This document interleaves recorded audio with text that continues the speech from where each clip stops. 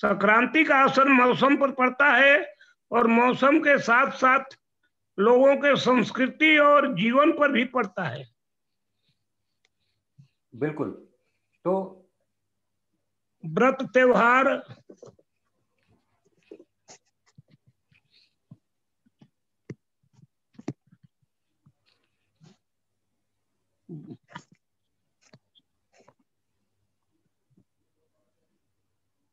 व्रत त्योहार मौसम तीनों बदल जाता है सूर्य की संक्रांति के बदलने के बाद।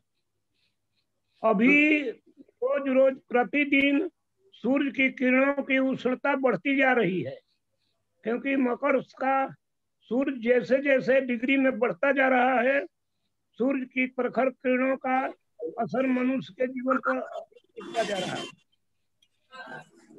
इसके बाद आएगा जब कुंभ की संक्रांति, तो सूर्य की किरणों में बहुत उष्णता हो जाएगी।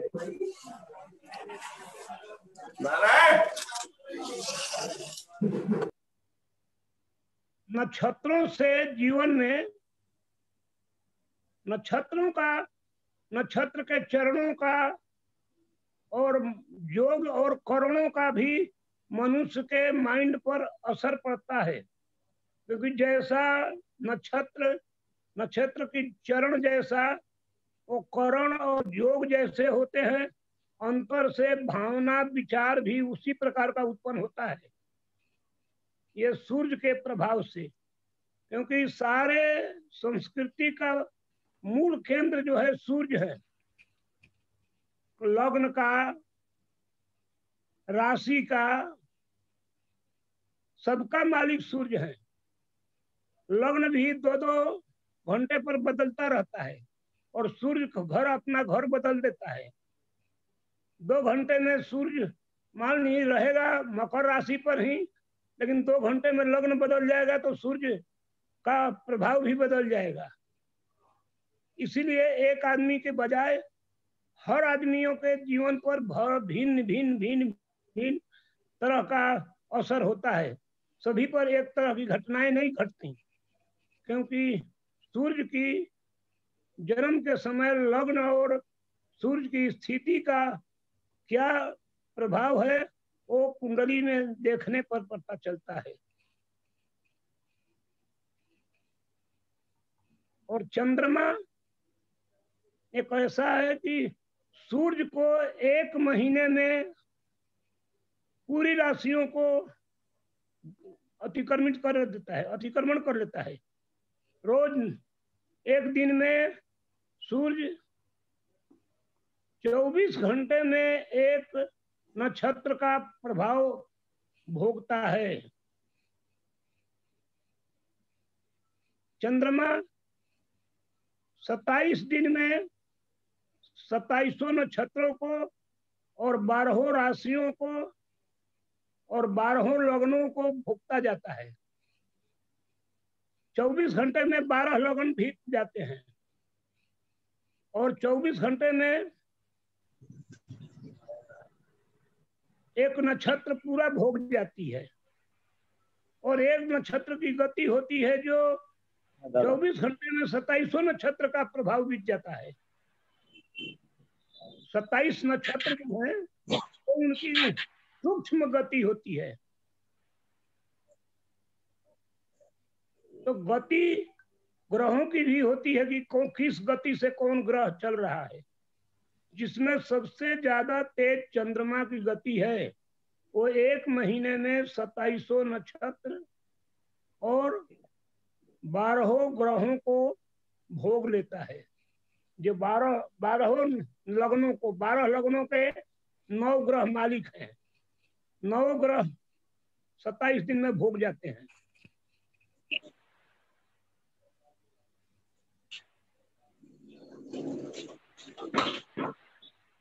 उसी पर मनुष्य का जीवन आधारित है, क्योंकि जैसे जैसे सूर्य की किरणों में उष्णता आती जाती है वैसे वैसे वातावरण मौसम बदलता जाता है। और हर संक्रांति पर मौसम बदलता है। संक्रांति से आगे या संक्रांति के पीछे वायुमंडल में उथल पुथल होता है, पानी होता है, आंधी होता है, तूफान होता है, वो जरूर होता है। अब ऐसा नहीं कि पूरे भारत भर में हो, लेकिन जहां पर सूर्य पहुंचा है वहां पर होगा ही होगा, क्योंकि सूर्य वायुमंडल में, आकाश मंडल में जो है वो किस स्थान पर ज्यादा प्रभाव डालता है, वहां तूफान, प्राकृतिक आपदा जरूर आएगी।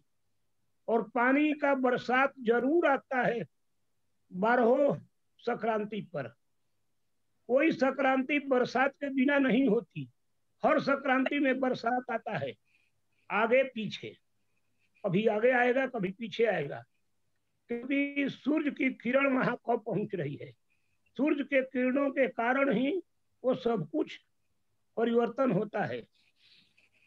और सूर्य का किरण प्रतिदिन एक एक अंश करके बढ़ते जाता है। 30 दिनों में 30 अंश भोग जाता है और 27 दिनों में चंद्रमा अपना 12 राशि भोग जाते हैं। चंद्रमा के भोगने का गति बड़ी तीव्र है, क्योंकि वह इतनी तीव्र गति से चलता है कि 2.5 दिन में एक राशि का अतिक्रमण कर लेता है, और 12 राशि का अतिक्रमण 12 2.5 30 दिन में कर लेता है। एक राशि पर 2.5 दिन रहता है, इस हिसाब से 12 2.5 30 दिन में 12 राशि का भोग कर लेता है। अब चंद्रमा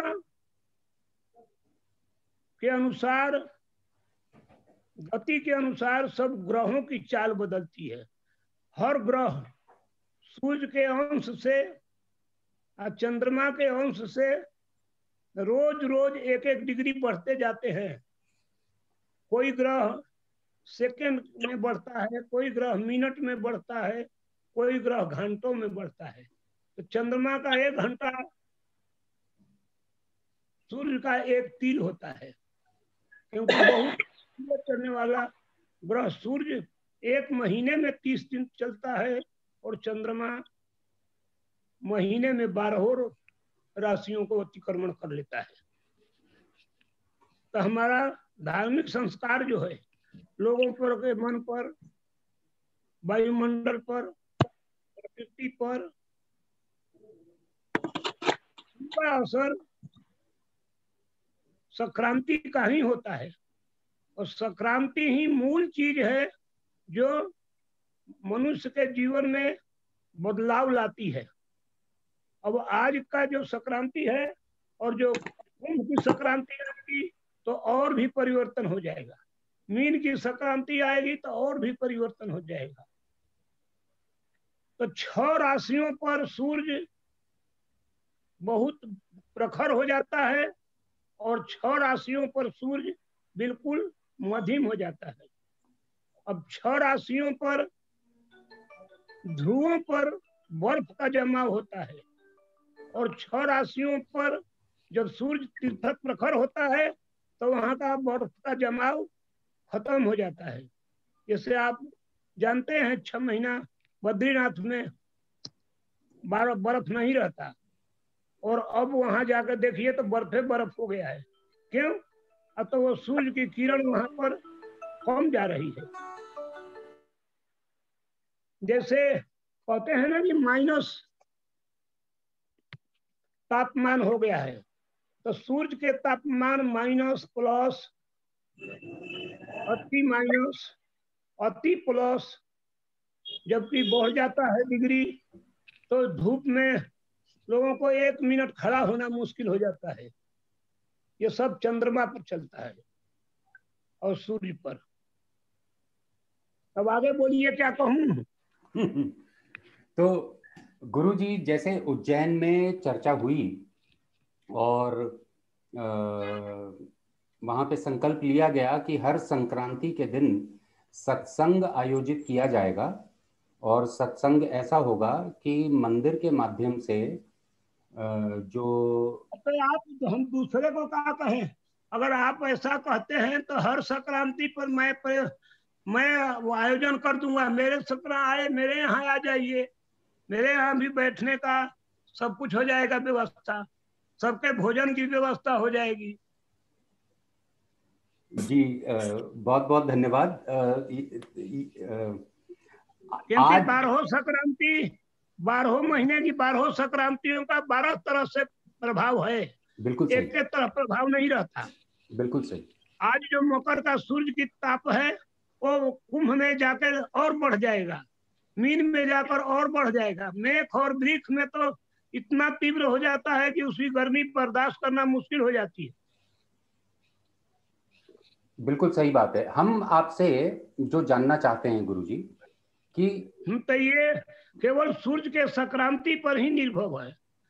सूर्य के संक्रांति क्योंकि वो अक्षांश और देशांतर का परिक्रमण करता है, किस अक्षांश पर पहुंचा है, किस देशांतर पर पहुंचा है, तो वहां से कौन सा भूभाग उसके प्रभाव में आता है, वहां पर गर्मी ज्यादा होगा, बरसात ज्यादा होगा, वहां पर उत्पाद ज्यादा होगा।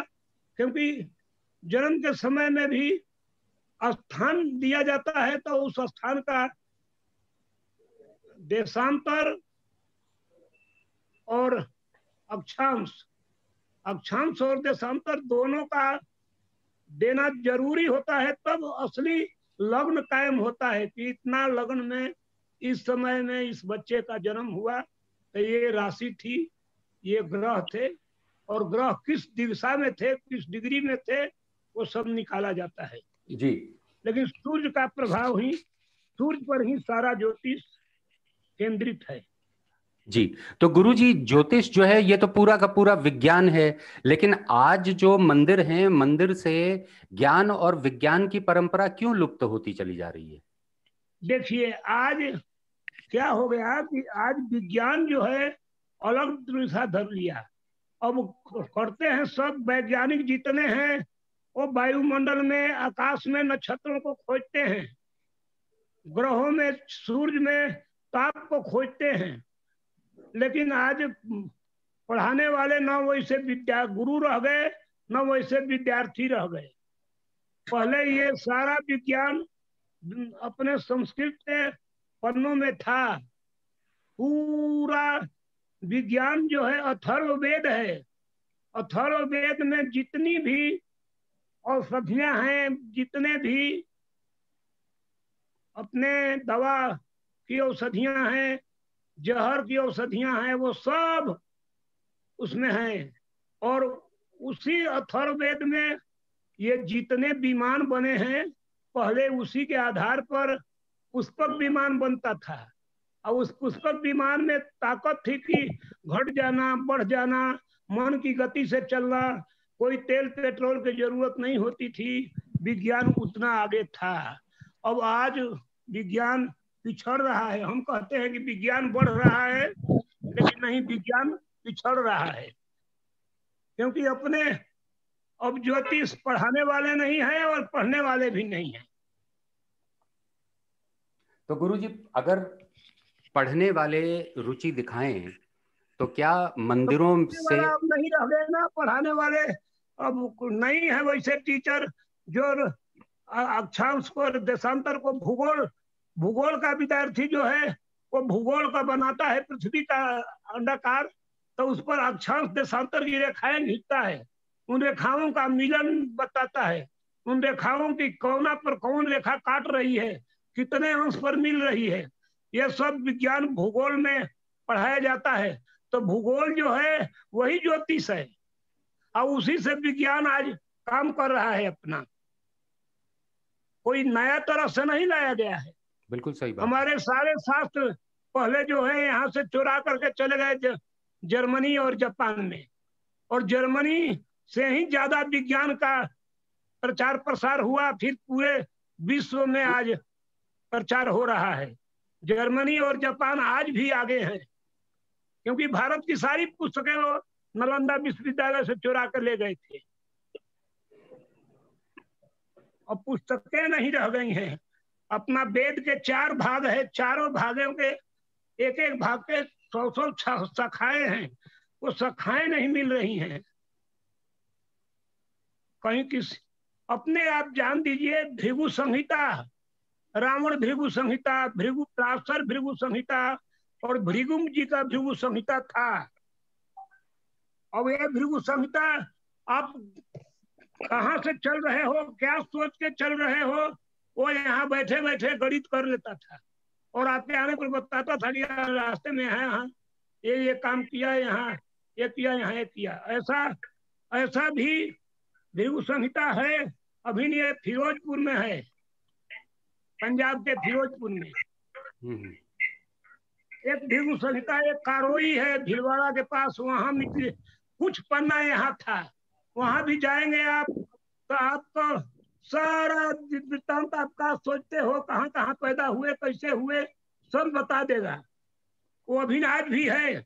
मैं खुद अपना गया था कारोई में, तो विद्वान तो मर गए, लेकिन हमको सब कुछ बता दिए कि आप यहाँ पैदा हुए, ऐसे हुए, और कहाँ कहाँ गए, क्या क्या सोचे, आपके साथ क्या क्या घटनाएं हुई, वो सब कुछ उस भृगु संहिता में लिखा हुआ था। आज यहाँ भी एक भृगु संहिता था, आपके बुरहानपुर के पास एक गांव में, वो जो थे भृगु संहिता जानने वाले, वो बेचारे परमपद हो गए। अब उनकी पुस्तक कहाँ गई, कौन ले गया, क्या हुआ, तो भृगु संहिता ये सब व्याकरण, ये सब जो कुछ है अपने संक्रांति से ही पकड़ में आता है कि सूर्य की किरण कहाँ है, किस अंश पर है, किस डिग्री पर है, और वहां का वातावरण कैसा है, वहां कौन सा रोग पैदा होगा, वहां कौन सा तूफान पैदा होगा। इसीलिए तो कब समुद्र में तूफान आएगा वैज्ञानिक बता देते हैं, वो उसी आधार पर बताते हैं कि इस तारीख को तूफान आने वाला है, तूफान का ये नाम होगा, तूफान ये इतना बड़ा होगा, इतना छोटा होगा। ये सब विज्ञान में उसी ज्योतिष का केंद्र है, ज्योतिष के बल पर ही है विज्ञान। विज्ञान ज्योतिष से बाहर नहीं है। बिल्कुल सही बात। और वेद के चारों भाग हैं, वो चारों भागों के चार काम हैं, चारों भागों के अलग अलग प्रभाव हैं। तो अथर्ववेद क्या बताता है, ऋग्वेद क्या बताता है, यजुर्वेद क्या बताता है, और सामवेद। सामवेद में ऐसे ऐसे, सामवेद के अंदर ऐसे ऐसे स्वर हैं, जिन स्वरों को गा करके गायक देवताओं को प्रकट कर देते थे। अभी बैरजू बाबरा और तानसेन का झगड़ा पढ़े थे हम लोग बचपन में कि तानसेन ने बैजू बाबरा के पिता को मरवा दिया जीत करके। बैजू बाबरा जाके तानसेन को हराया और मृग राग गाया, ऐसा कि मृग राग में मृगों का झुंड आके उसके आगे पीछे घूमने लगा। फिर जब तान बंद किया तो मृग सभी भाग गए। फिर तानसेन से उसने कहा कि तानसेन अब मृगों को बुलाओ, मृग राग गाओ।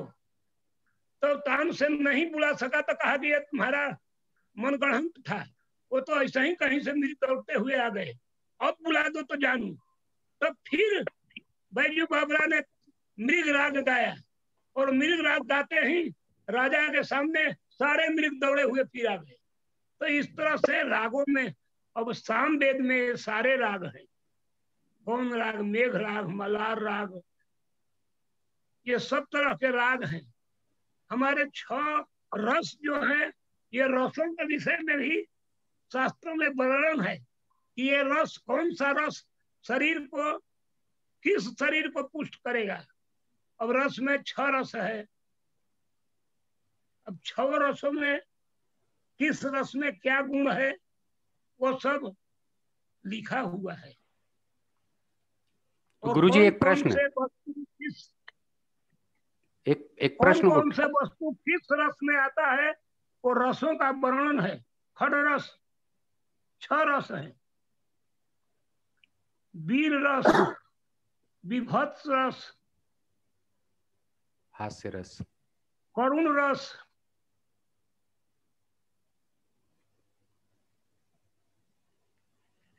इस प्रकार के 6 रस थे।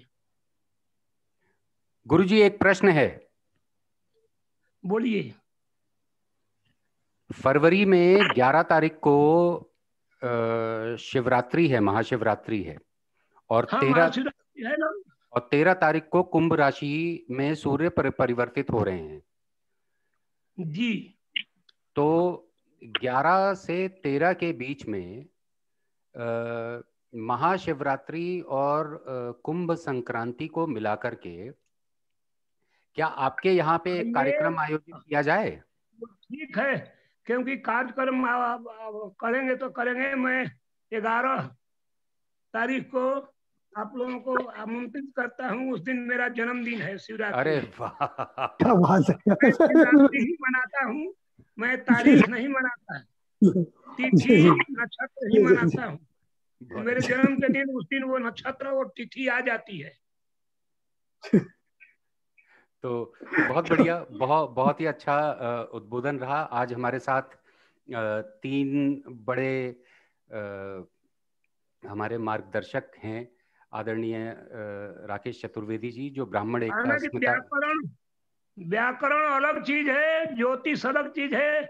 व्याकरण वाणी को पवित्र करता है, शुद्ध करता है, लेकिन ज्योतिष सारे शरीर के अवयवों को भी छूता है। किस शरीर के किस भाग में कौन सा ग्रह बैठा है, तो वहां किस रूप में बैठा है, तो वहां कौन सा रोग पैदा होगा। पहले वैद्य जी लोग नाड़ी धके बता देते थे कि यहाँ पर यह रोग पैदा होगा। अभी भी ज्योतिष से कोई आ जाता है समय पर, मैं बता देता हूँ कि तुम्हारे यहाँ पर रोग पैदा हुआ और ये नहीं हुआ है तो इस समय पैदा हो जाएगा। शरीर के सभी अंग जन्मांग चक्र में है। जन्मांग चक्र में सिर अलग है, दोनों भुजाएं अलग है, खसली अलग है, कमर अलग है, पेट अलग है और दोनों पांव अलग है। जी गुरुजी, कुंडली में ही ये सब हैं। हम से बता देते इसके पांव में चोट लगी या इसके पांव में रोग पैदा हुआ। जी गुरुजी, आपका परिचय करा दें जरा हमारे साथ। गुरुजी यहाँ पे 3 हमारे मार्गदर्शक हैं। आदरणीय राकेश चतुर्वेदी जी, जिनसे आपकी मुलाकात हुई वहां उज्जैन में, आप ब्राह्मण एकता अस्मिता सहयोग संस्कार मंच के अध्यक्ष हैं।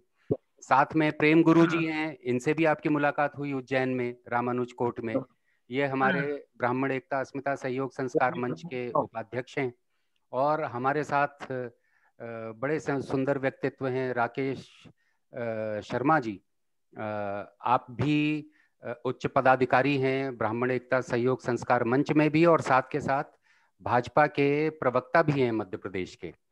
तो आप एक तो आए थे अपने परिवार की कुंडलियां लेकर के, मैंने सारी कुंडलियां उनको समझा दिया है और उनको मानना पड़ा कि नहीं है ये चीज है। हाँ, तो प्रेम जी भाई साहब यही सामने ही हैं आपके। प्रेम भैया हाथ उठा के बताइए। जी गुरु जी, प्रणाम करता हूँ आपको। हाँ, आप ही करता अपनी कुंडली दिखाए थे ना?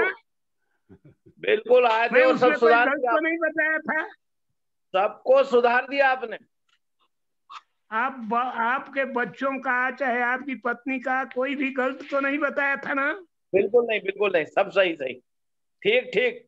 तो कोई भी आएगा, अगर उसका जन्म का समय सही है, चक्र सही बना है, तो हम शरीर में कहाँ कहाँ क्या है वो सब बता दूंगा। कभी दर्शन दीजिए।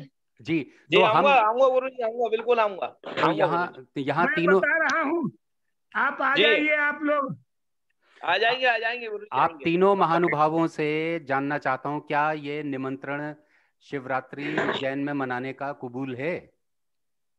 बिल्कुल हम लोग इसको तो पहले कबूल तो हम करेंगे नहीं। हम तो सिर आंखों पे पति पत्नी के परिवर्तन हुआ क्योंकि हमारे कबूल नहीं होता। आप लोग आइए, मेरा जन्मदिन है 11 तारीख को। आदेश सिर आंखों पर। गुरु जी, आपका आदेश अनुसार पूरा ब्राह्मण समाज समक्ष रहेगा और आपका आशीर्वाद भी लेगा और पूरे समाज को आपका मार्गदर्शन भी मिले, ऐसी आपसे अपेक्षा रहेगी। जी बहुत बढ़िया। तो राकेश जी भाई साहब, संकल्प के बारे में थोड़ा सा बताएं, ताकि समय भी हो रहा है तो इसको कंक्लूड किया जाए। गुरु जी ऐसा है, देखिए संकल्प के विषय में गया। जी जी जी संकल्प और विकल्प ये मन में समय के मुताबिक पैदा होते हैं, और इन संकल्पों का अर्थ होता है कि आपका कैसे मुहूर्त में किस अवस्था में कौन सा संकल्प किया है, वो समय के अनुसार अवश्य पूरा होगा, लेकिन उसके लिए समय लगेगा। संकल्प कभी खाली नहीं जाता, लेकिन आपने किस समय में संकल्प किया है, किस मुहूर्त में संकल्प किया है, उस समय पर वायुमंडल में कौन सा समय बीत रहा था, तो संकल्पों का, और उसमें भी सत संकल्प है कि असत संकल्प है। असत संकल्प जल्दी पूरा होते हैं और सत संकल्प पूरा होने में देर लगती है। तो गुरुजी, मकर संक्रांति के दिन आपके सामने रामानुज कोटि में ही संकल्प लिया गया था कि मंदिर से ज्ञान मार्ग की परंपरा को आगे बढ़ाया जाएगा। हाँ, वो धीरे धीरे होगा। आप उस संकल्प लिए है ना, उस संकल्प का काम चालू हो जाएगा। अभी परसों दिन भी मिले थे हम आनंद शर्मा से, तो उन्होंने एक बात कहा कि आप लोग ब्राह्मण समाज मिलके फिर से वेदों का, IAS का पढ़ाने का शुरू कीजिए। वेदों में सब कुछ है और वेद ही ब्राह्मण का मूल ग्रंथ है। तो ब्राह्मण कुल में हैं। जन्म लेने के बाद अगर वैदिक परंपरा का अध्ययन नहीं है तो क्या गुरुजी उसको ब्राह्मण माना जाएगा? जी नहीं, हम तो कहते हैं कि जन्मना जायते शूद्र, जन्म से हम शूद्र हैं। संस्कारात द्विजीतते, हम अपना संस्कार जब करते हैं, बदलते हैं, तो द्विज होते हैं। अब द्विज होने के बाद भी हम जब वेद का अध्ययन करते हैं तो वेद पाठी भवे विप्र, वेद पढ़ने के बाद हम विप्र होते हैं। इसके बाद विप्र से आगे जब हम तपस्या में रत हो जाते हैं, साधना में रत होते हैं, तब हमें ब्रह्म की प्राप्ति होती है। यदि ब्रह्म की प्राप्ति हो गई तब हम ब्राह्मण हैं, नहीं तो जाति से ब्राह्मण नहीं होता, कर्म ब्राह्मण है। हम कर्म के द्वारा ब्राह्मण बने और सबको ब्राह्मण बनने का उपदेश दे। नहीं तो क्या है कि हमारा पहनावा, खाना पीना, उठना बैठना सब हरिजनों की तरह है, तो फिर हम अपने को ब्राह्मण कैसे कहते हैं? गुरुजी, हम लोगों के उसके कर्म में, हमारे कर्म में कोई परिवर्तन नहीं है, तो फिर हम ब्राह्मण कैसे हैं? गुरुजी, हम लोगों की उससे हमारा कर्म भी होना चाहिए, उससे हमारी बैठक उठक, खान पान, रहन सहन सब कुछ भिन्न होना चाहिए, साधना हमारे अंदर होनी चाहिए, तब हम ब्राह्मण हैं। ब्राह्मण कर्म है, जाति नहीं है, कर्म है। कर्म के ऊपर ब्राह्मण तक पहुंच सकते हैं हम। तो इसी कर्म का संकल्प लिया गया है, तो ये सत्कर्म सत संकल्प क्षत्रिय कुल में पैदा होकर के और ब्रह्मर्षि बने विश्वामित्र।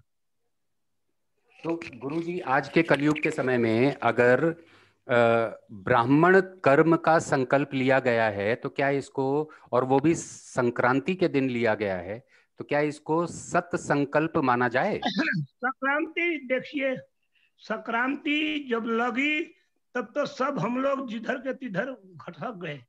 संक्रांति लगी थी 2:54 पर, हम लोग शुरू कर दिए पहले और बंद भी हो गए पहले। नहीं, बंद बाद में हुआ गुरुजी। संक्रांति का मूल मंत्र जो संक्रांति लगी 2:54 पर यहाँ, उस समय जो भी मुंह से आवाज निकला होगा वो सत्य होगा। वही हुआ था गुरुजी। 3 बजे के बाद हमारी संगोष्ठी बंद हुई थी और संकल्प जो है 2:54 के बाद ही लिया गया है। आदरणीय राकेश चतुर्वेदी जी ने सबसे अंत में बोला था और 3, सवा 3 बज रहे थे उस वक्त। वो अवश्य पूरा होगा, हम आगे जरूर बढ़ेंगे। चलो, आपका यही आशीर्वाद चाहिए गुरु। तो बस कंक्लूड कर दीजिए राकेश जी भाई साहब। गुरुजी आपका लिया हुआ संकल्प अधूरा नहीं होगा, देर लगेगी। और कितना समय लगेगा ये मुझसे नहीं कहा जा सकता, वो संकल्प अवश्य बढ़ेगा, ब्राह्मणों में जागृति आएगी। बहुत बहुत धन्यवाद गुरुजी। राकेश जी भाई साहब, आप इसको जो है कंक्लूड कर दीजिए प्लीज।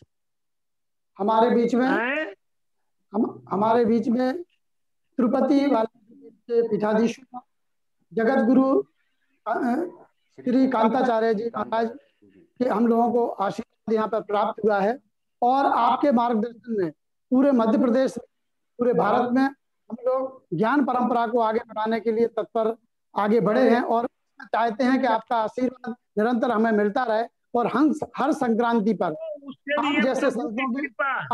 आप जैसे संतों का निरंतर यदि आशीर्वाद मिलता रहेगा तो हम इस परंपरा को आगे बढ़ा पाएंगे। और आप लोगों से यही अपेक्षा करते हैं कि जितने मठ मंदिर हैं उन मठ मंदिरों से ज्ञान परंपरा जो लुप्त सी होती जा रही है वह प्रारंभ हो, और उनको आगे बढ़ाने के लिए संकल्प लिया है। इसी के साथ में आज हमारे बीच में हमारे शोध प्रमुख रितेश शुक्ल जी हैं, भाजपा के एवं ब्राह्मण एकता अस्मिता संयोग संस्कार मंच के संयोजक राकेश शर्मा जी हैं, और ब्राह्मण एकता अस्मिता सहयोग संस्कार मंच के उपाध्यक्ष और सांसद प्रतिनिधि प्रेम गुरु जी हैं। हम सब लोगों के सहयोग से और आप लोगों जैसे संतों के आशीर्वाद से इस परंपरा को हम आगे बढ़ाने के लिए आगे बढ़ रहे हैं। चाहते हैं कि निरंतर आप जैसे संतों का आशीर्वाद मिलता रहे और मठ मंदिरों से इस ज्ञान परंपरा को हम आगे बढ़ा सकें। बहुत बहुत धन्यवाद। हमारा आप लोगों को पूरा आशीर्वाद है, और हमारी आंतरिक इच्छा है कि ब्राह्मण कर्म के लिए आप आगे हो रहे हो तो भगवान आपकी मदद करे। जी जी गुरु जी।